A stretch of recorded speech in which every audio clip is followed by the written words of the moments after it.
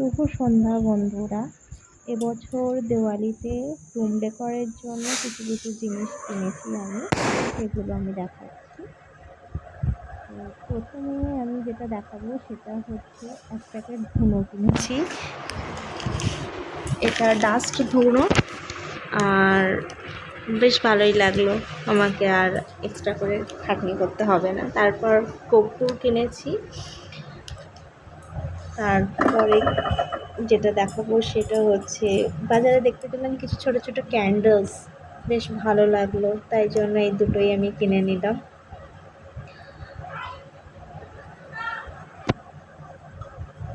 আর এরপরে যেটা আমার খুব ইচ্ছা করতো কিনতে, যেটা আমি মিশোতে দেখতাম, এটা হচ্ছে এই ধরনের দিয়া। তবে এগুলো তেল দিয়ে সলতে দিয়ে জ্বালানো যাবে না, তার জন্য আমি অন্যরকম একটা জিনিস কিনেছি, সেটা হচ্ছে এই ধরনের ছোট ছোট ক্যান্ডেলস। এগুলো খুব সুন্দর, আর এটাতে খুব ভালো ফ্র্যাগনেন্সও আছে। আর এই জিনিসটা আমার মেয়ে বানিয়েছে স্কুলে, ওর হ্যান্ডওয়ার্ক ছিল।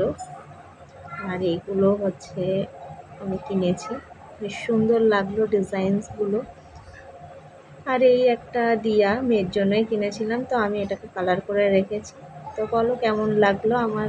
এই ছিল এবছরের ছোট, তো এই ছিল এবছরে আমার দিওয়ালি জোগাড়।